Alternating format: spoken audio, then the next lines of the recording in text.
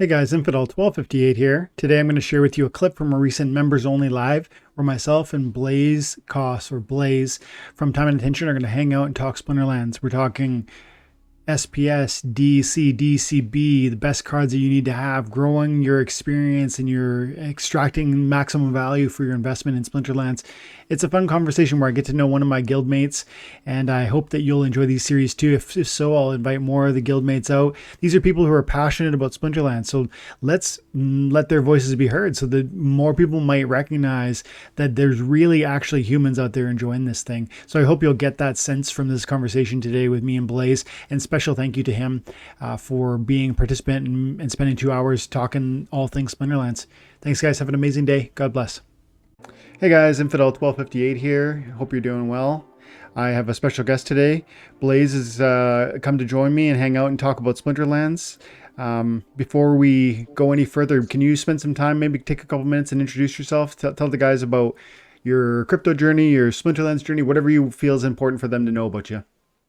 Yeah, wonderful. Well, thanks for having me, man. I know we've been chatting in Discord and on Twitter once in a while, just staying in touch, and we've all been pretty busy, and it's good to finally get on a call with you. I really this is our first time talking in person other Yeah. than in text. So but yeah, my crypto background, I come from the 2017, 2018 wave Mm. and was intrigued, like everybody else, watched the portfolio go up and down, had fun riding the roller coaster. But I am a very bullish person, so I understand investing. I come from a sales background and investing background, so I understand waves. But it was cool to get that first experience in crypto, Hmm. and we've all rode a lot of waves. But what brought me to Splinterlands is I was a big investor and am on the Wax blockchain, Mm. and I had picked up a bunch of land before I even knew what Splinterlands was. I saw some land there, and I was big into the Alien Worlds land Mm. a year or two ago back, and picked up a bunch of land, like I don't know, 30 lands or something like that for about $30 a pop. They were just sitting there. I was like, it has land in it. So I checked out the Splinterlands website. It looks okay. Hmm. And then I just had it sitting in my bag for a while, and then all of a sudden I saw a land sell for like $300. I'm like, uh-oh, time to put attention over here. And from there, it just, I just got addicted, a line, hook, and sinker. But Awesome. Congrats, man. Splinterland, thanks, man. Cryptocurrency, you said 2017, I think. What was the Yeah. first? What was the first? I want to say thing that grabbed you. Like, why? Why did you get into cryptocurrency? And what was the first token or tokens that you were grabbing at? Oh, yeah. Just decentralization, right? Mm. Understanding, just how the world works, and, based off my experience, it's just something that I gravitated towards. There's a combo of things, right? As I had mentioned before we were on live, that I own a gaming center in California, and I played World of Warcraft and, Counter-Strike and all that stuff. But over to World of Warcraft, the economy within it, like all that time we invested playing those games, Hmm. and then I was able to sell assets on eBay, like flipping, characters or whatever. So I was like, oh, this is cool. So once I understood Bitcoin and it became a little more mainstream or not Mm. so black market-ish. I was attracted to it, so I was, just diving into it. But first projects I got into, EOS was something I had high hopes for. Yeah. That's one that I jumped into right away, just again because of the nature of the beast. It was a pretty fast platform and played Yeah. around with it. But yeah, EOS and I did very well with that and the ecosystem of that. And then it spun off to Wax, which was an EOS chain that spun off it, right? And yeah, that was really cool, the whole NFT experience. And then it really started with Garbage Pail Kids. I don't know if you know, but over on the Wax blockchain, Tops was a brand that came to the blockchain. So you got some Series One stuff like MLB, Major League Baseball, and the Garbage Pail Kids. Mm. So really cool stuff there. But the main thing there that tied me in with NFTs was I was shipping like football cards from Florida, right? Mm. And then my cards would get stuck in customs. Mm. I'm like, this is BS, man. I just want my cards, man. Here's my receipt. Here's whatever. Then I had to pay $20 to get my own item, out of customs. for them storing it on a shelf or something. And I was like, this is ridiculous. So the NFTs came in right at that time where I Mm, was getting fed up with the real world. And I was cool with digital collectibles because, again, I played video games and I always thought that was a cool idea. hmm. Uh, Basically, yeah, everything that points to Splinterlands for my lifestyle and everything I've done. I love the cards, the graphics, but yeah, that kind of ties me in. I mean, decentralization on top of it, the nodes when Hmm. they spin that up, oh boy, there's I so know. many things to look forward to.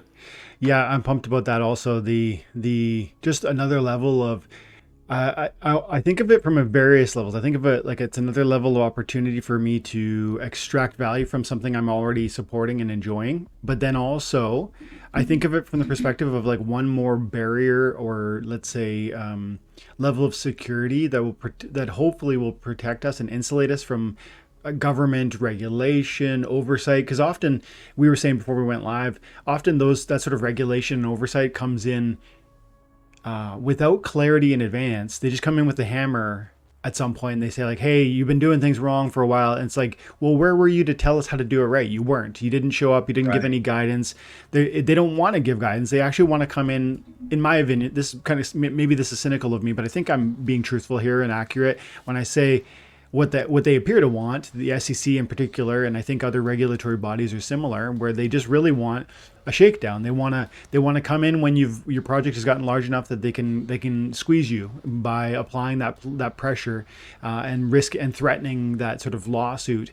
And then hey, maybe you just do a buyout, and then we get 20, 50, 100 million out of you. That's actually, you mentioned EOS. EOS walked through that quite a while ago. Right. Pay their 30 million and you're good to go. Yeah, and I think every project's going to deal with that. But then if a Splinterlands is kind of um, overseen, I guess, run by a decentralized validator node system, I think there becomes this point where we are more resilient against such an attack. Like you can imagine, the SPS airdrop could at some point be a thing where they retroactively say that was them Exactly. that was Yeah. them giving securities to people, and then and they sold some of those SPS tokens to angel investors and early comers. And so it absolutely could be a lawsuit. Like, Right. I'm not saying it would be justified. I'm not saying I would agree with that. I'm not saying they should win. I actually would think that based on what's happening with XRP right now, I think probably SPS would stand a good chance of if we had the money to fight, if we had the lawyer power and the money to fight it, I think we could win it.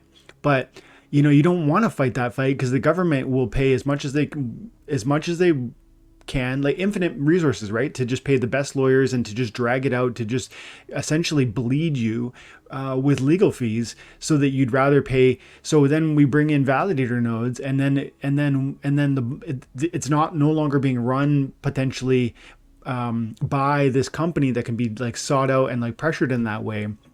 But as far as I understand, and it's no, we're never gonna. I think we're always gonna need like the centralized servers, because the validator node system isn't going to be. It's going to be lightweight. This is Steve R80. Is it 82? Steve was telling me he knows quite a bit about this, and he goes, the network of validator nodes will never be powerful enough to run the game. We will need centralized servers. So we either but this is still a step toward a place where we are less dependent on the security of the game, the company Splinterlands, and I think that's a positive considering the pressures that be out there. You know what I mean? Yeah, the main thing is not to tie it against the main country, right? Because the US is very invasive. Like it's a free country, but it's not, right? And I mentioned I'd renounce my citizenship because no matter where you're at in the world, they want a piece of you, right? Mm-hmm. So that, that led towards the decision of I'm never moving back there, so I'm gonna cut the cord. Yeah. Um, and it's not for everybody, everybody needs to make their own calculated decisions. But if you're Portuguese and you're living in America, it's no big deal. But America can track you wherever you go. Mm-hmm. So that's the problem there. I have a lot of I'm against a lot of things of the free country, right? Quote Mm-hmm. unquote. But yeah, I hope they can get that all sorted and come up with a game plan. I don't know if I told you, but I was a huge investor in, well, not a huge investor, but it turned into a huge investment with Luna. Mm, Do Kwon had everything that we needed in crypto. He just didn't get enough support, and there was a weak link, and obviously it was attacked. And we'll see what happens with the revival. But what he had was what we needed, mm, right? Decentralized money, decentralized crypto, decentralized everything, and it was working until it didn't, because they didn't want him to get too big, and it was attacked. But that's the thing. That's when you invest, you see opportunity, and that's why I like Splinterlands so much too. There is that opportunity there as well. mm-hmm, If they get everything right and they can disconnect it, whatever comes up can come up, but at the end we're in control, right? mm-hmm. So the more SPS we have, the better, right? That's right.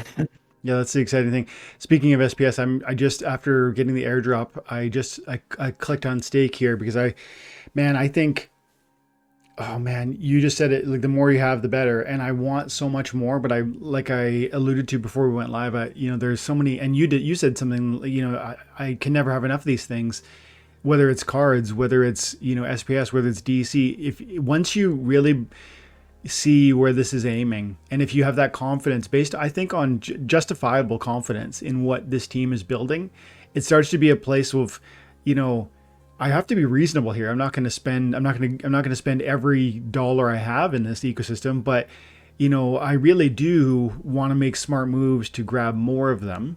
And as even though SPS is part of that for me, a big part of that, huge part of that, I want more SPS. I think I might sell some SPS here in a week when the I'll sun buy it from you. stakes. Yeah. And it's not because I think 3 cents is high. It's not because I think, SPS is going lower. I've no idea where SPS is going to go in the short term. I have every confidence it's going to go higher in the long term, and I want to be patient. But here's the problem, for me at least. I look at SPS and I say, I look at DC and DEC being at, what is it, 800 splintoshis kind of thing. I feel confident DEC is going back to peg, and that right there is like to me an easy. So it's 823 splintoshis, 1,000 is peg, and 823, is that even accurate? Yeah, it looks like it is. 813 is about accurate, because that's the only market where there's liquidity and volume. But I mean, there's not much volume, man. 58,000 volume here at 815. That's Pancake Swap. But look, order book It's not good to see available. the markets, though, and it'll grow with time. Once land kick, this game is really, we're early still, believe Hmm. it or not, right? Yeah, yeah. This game has a lot to offer. So with SPS, I've already learned. Trust me, I bought Axie at like 2 cents, right? And or whatever it was at, it was low, and I like 3x, and I was all cocky. It's like, yeah, it was a great investment, and then the thing would have been millions and millions of dollars if I would have just held. So I I've learned that if you have a big bag of something little that you believe in, Yeah, then find other resources. Don't go suck it out of something that could turn into something massive. So the yeah, more of those you have, the yeah, more odds of succeeding. Especially now during a market that we're in right now. There's so much opportunity for SPS. If they do things right, yeah, there's no reason why we can't see an all-time high again. yeah. When I hear you say that, I know you're right.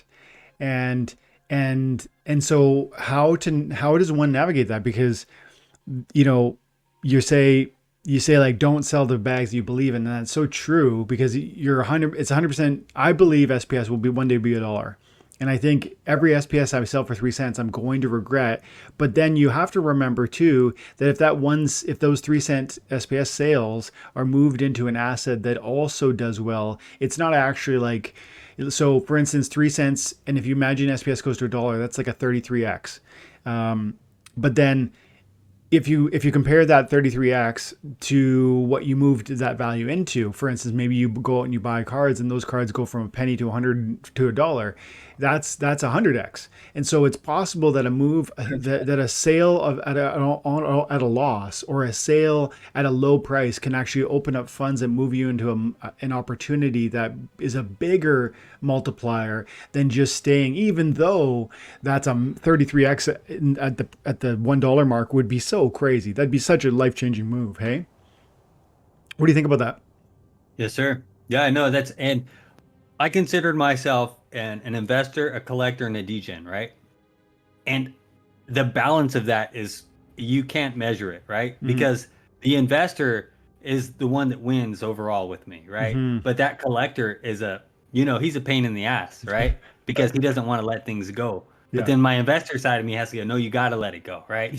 Yeah. So there's that balance. But the important thing is, like in this game, balance is going to be very important. We don't have enough cards, we don't have enough DEC, right? And we don't have enough SPS. Mm-hmm. Well, that's why I'm making money outside of this game and bringing it in. I'm still pumping money into the ecosystem. Mm-hmm. So when the cards were where everybody's selling Oceanus for whatever, like whatever, anything under $2, I'm buying Mm-hmm. slowly but surely, Mm-hmm. and I'm gonna continue buying. And same as that card right there. I mean, you bought a bunch of them, the gold one at $20 to $28, and now it's sitting at 48. Mm-hmm. So, um, yeah, it's balance. But again, everybody has different, you know, priorities, right? I Mm-hmm. mean, during the bull market, right? I made sure I bought new cars, I bought more land, I had my house under control, I had my finances under control during the bull market, right? Mm-hmm. And then now I start back at zero and I'm making little investments that are 30xing, like on the Arbitrum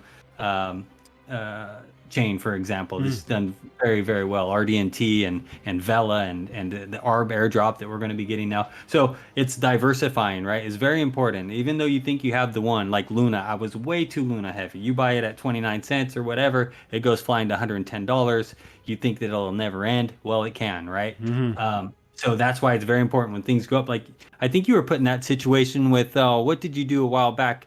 Um, didn't you sell something to go to the show Yeah. in Vegas? Yeah. I sold my, The kitty, right? yeah, my Max Kitty. Yeah. So that was a well calculated move, Mm-hmm. right? Because it was a win-win. I mean, yeah, it's that same environment with SPS that you were explaining to me. Mm-hmm. Um, SPS can go to $1, but then the asset I buy might go to 50 cents, right? And I'll make half, but at least I diversified into something that actually is going to produce rewards and blah, blah, blah, right? Mm-hmm. So that's a good move as well. It's just as long as you stay balanced and you have enough of that main token like SPS. Yeah. I'm at a quarter million right now. I think you and I talked over the past few months. I want 1 million. Mm-hmm. Mm-hmm. And now at these prices is how I'm going to get there. Yeah. And so I'm going to take advantage of the. Oh yeah, the isn't Powell speaking today? Yeah, I think he is. It's very soon, anyways, but I don't know if he has yet. All right. Well, I got to keep my eye on that because that's where I can leverage and get more money into the ecosystem. Well, But yeah. yeah, you're doing a great job, and you have a great balance. You have great cards. You're always going to have the value, and all I can say with SPS is try to make that one of your main cornerstones Mm-hmm. because we know where this is going. We Mm-hmm. we know that there's a lot of SPS floating around right now, but eventually, for example, with the SPS rewards, I don't know what you're doing, but every day I try to get a pack, or every other day get 2 packs or a pack and a half of good old Rift. Rift Watchers. Yeah. Yeah. Oh, I'm having a blast. I'm maxed out a lot of cards already just by over the past few months purchasing a little bit here and there, and it's I'm starting to get some great cards, and they're starting to deliver in the battles. So Mm-hmm. Yeah, I haven't been doing that, but that's part of why I might sell some SPS because I haven't. What I haven't done recently is I haven't supported. How do I say this? I haven't taken any SPS off the table, un, except for my initial Rift Watcher purchase, which was, yeah, I bought like I think 400 Rift Watcher packs or something like that, 450, something like that, and other than that, I have just accumulated and accumulated and accumulated, and that's great. I've got 90,000 SPS, but I also used some to buy 3 validator nodes at some point back when.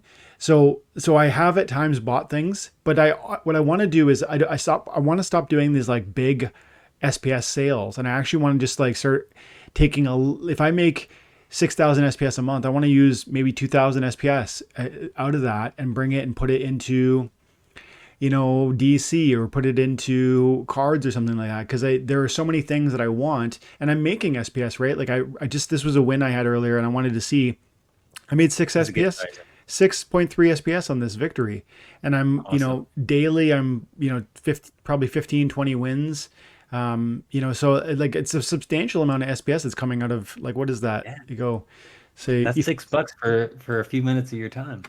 So something like 90 SPS a day, maybe. And that's, I'm not running any tournaments. And then I am getting brawls. So another 100, but 90 SPS a day times 15 days in a season, 1340 plus probably 250 from guild brawls for two guild brawls, bring me to 1600 every 15 days times, so like 3200 a month with no tournament. Like we said before we went live, like there's so many things to do. It's really hard actually to do all the things I want to do to maximize my returns. But if I'm making 3 grand a month, what would it be? What could it do for me if I took 1,000 and just started buying cards with it, or buying? Because I'm convinced that this card market is woefully undervalued, and Yeah. and maybe a transition for a conversation here is one thing I'm thinking here.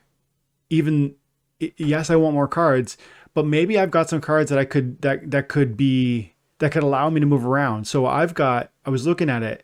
This is my window from Peak Monsters.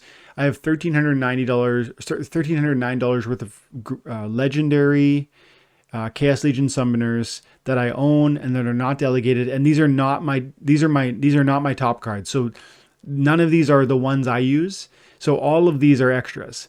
And then, I mean, I was going to count them out, like, but I didn't. Maybe I've got 12 or 13 Immortalises. I got maybe 20 Astral Entities.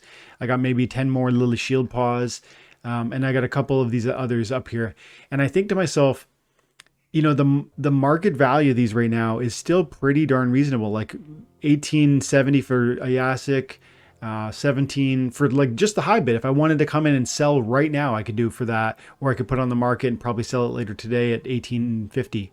And if I did that times, like I say, if I did that times all these extra cards that I'm not even using and I'm just holding for future value price appreciation, I'm probably talking like $1,300, maybe 1,200. Look at that, 1258 is the market price. So I mean, what could I do with $1,258? Like a lot. And I could go out and I could buy DEC. And like I said, I really think DEC is going to go back to peg. I could go out and I could buy some of these summoners that I don't have.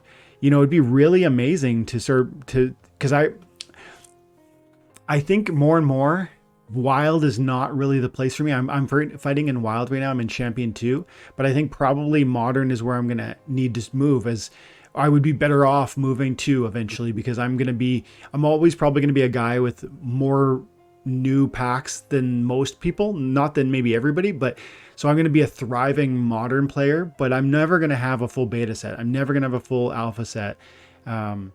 And so if that's the case, maybe it would be wise to sell $1,200 worth of legendaries I'm not even using. They're just my extras being saved for later.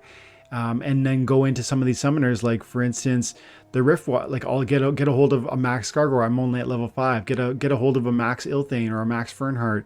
I just recently bought a Max Dallin. Expensive, man. I just maxed her out the other day, but it's a lot. Which one, Ilthane? Yeah, I was surprised how that one held value. Mm-hmm. Like, look, $7. Yeah, I was I got everyone maxed out, I think, except the what Thispa. I think I need a little more for the Thispa. What do you think about what's going on there? Why is this card, still $7? I think it's been $7 pretty well since launch. Like this one, yeah. Why is it so? Why do people love it so much? Why I'm taking initiative on Rift Watchers is because the cards are really powerful, and there's not a lot. I combined up just about all my cards, so if everybody's thinking like me, there's not going to be a ton of cards. So, yeah. I think that one is probably supply and demand. I mean, obviously, but it's an actually nice card. I just played my first couple games with her last week, or him, or whatever. Yeah, I think Archery Reflect, it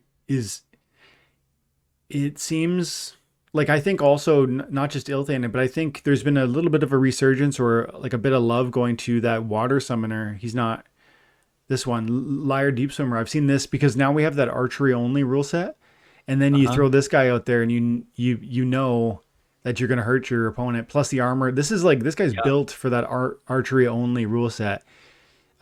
He used to be like, I want to say this was $15, but then after that rule set change, it looked like, $440 for a max copy is still very reasonable for a legendary water summoner. But, you know, I don't know. I mean, cause I think he's in that ballpark of Play-Doh. Like I was looking at Play-Doh earlier. Look at this, $43. If you want to put in high bid, that's the same price as that other one. There's just so many good options. My point is, if I had $1,200 and really I'm sitting on $1,200 as an investment in legendary summoners, what if I took that and put it elsewhere? What if I went and filled some holes in my summoner? I could get all those Riftwatcher epics that I don't yet have. I could come in here and I could buy some of the more. I definitely would want to focus on the modern. Lorna would be one I would consider, but because I think she's amazing. But as a dice, she will, not she's not long in like a year or two. She'll be out of modern also. So I don't know. Maybe I would sell $1,200 worth of legendary cards and I would buy DEC because I think DEC is going to go from 800 Splintoshis to 1,000, and that's like it's not just a 20% increase because right, it's something like a 30% increase or something because if you had Right. I don't I picked up 1.5 million DCB. did you nice Yeah. Because and oh, not only that, you know me, I'm a DGen dude. So now like I find myself running out of the ERC was a pain in the butt, right? yes But now with this new energy, dude, I know everybody's like, oh, I don't know if it's gonna be worth, burning the DEC to get more energy. I'm like, I'm burning energy. yeah me too So now I got 25% extra that was free, and my mind's going, oh, I got free DEC. I'm gonna blow it all on that bar right there. yeah. But hey, let's say hi to the chat and see who's out there. I see a bunch of comments now. Awesome. So Gathering the Magic earlier was asking us about what land tracks if we've claimed and where we're at. So I'll look that up in a minute after we say hello. But Gathering, thanks for hanging out, buddy. Dom's here. Good to see you, bud. RC, he was just sharing where he's at. I'm gonna look it up too. I think I'm in 48, but I'm gonna go check. Gathering, and I've claimed 6 plots, one of which I'm going to give away to a community member or a person who's given a great comment to turn into a video, and that's going to happen in probably 2-3 months from now. And that plot of land will come from the plot I've already claimed because it's with kind of a bunch of active community members. I think that's a good way to, whoever receives this lottery piece of land from me will be part of that community, which will be, I think, a good thing. So then. But I also have 10 more that I'm going to claim at some point.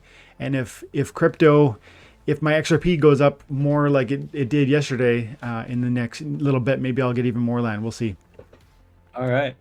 I'm sitting on 38 lands and I've claimed about just randomly. I didn't do anything with the guild or anything yet, but I saw you were on the call with Gank and the crew. Did you buy some land or did you get some land when they did the claim? We did, yeah. I put through six at that time.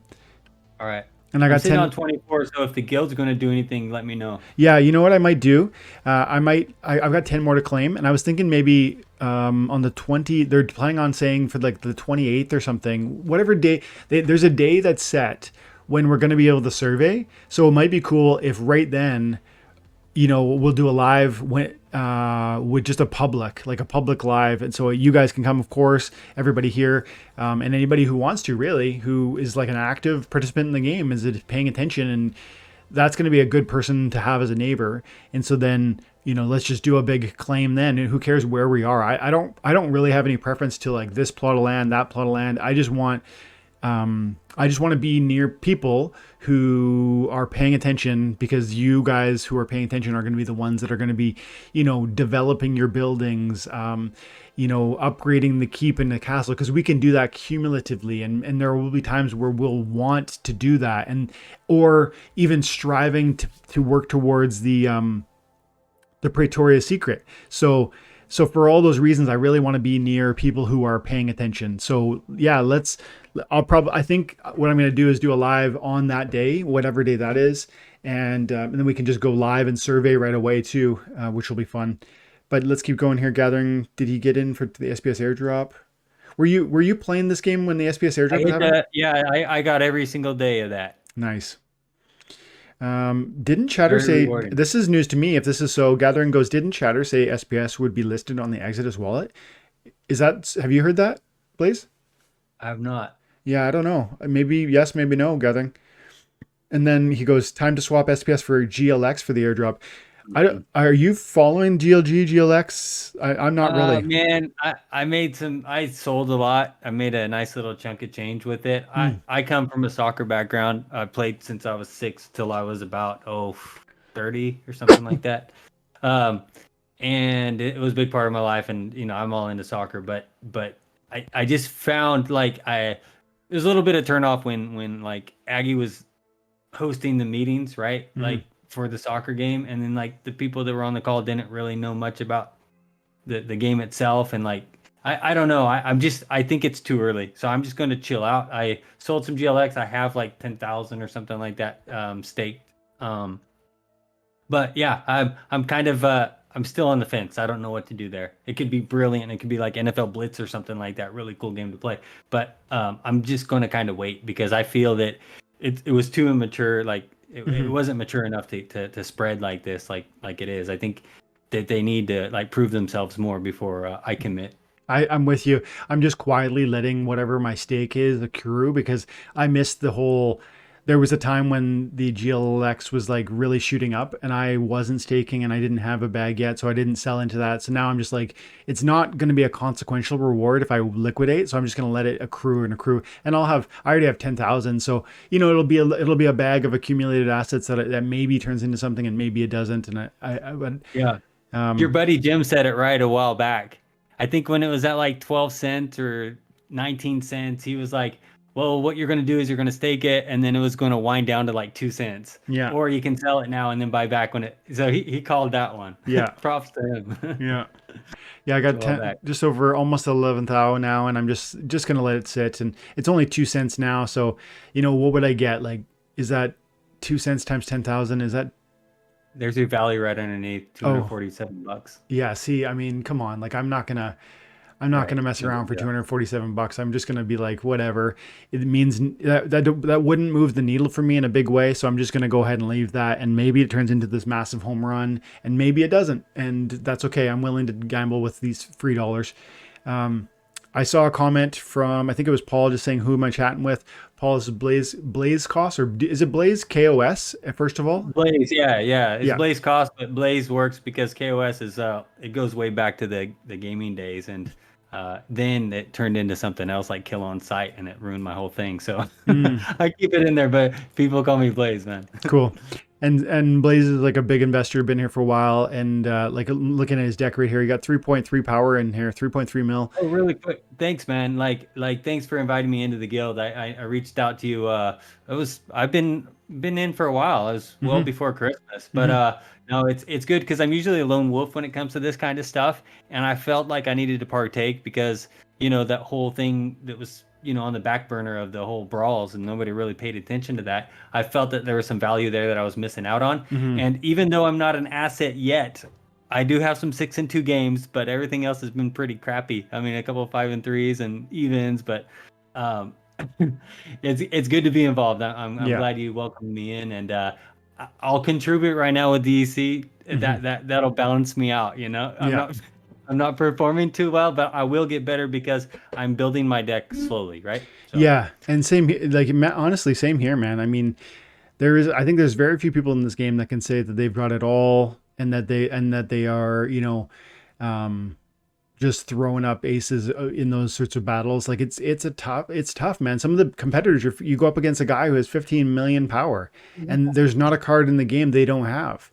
And so, I mean, there are people that are going to beat me and but yeah, it's fun to try. And I think that's the element of the game that I'm the most excited about nowadays, because that team element we talked before we went live about the community and used to run the video game store, the Yeah. computer, and the community that happens in a place like that, and then also Splinterlands offers that.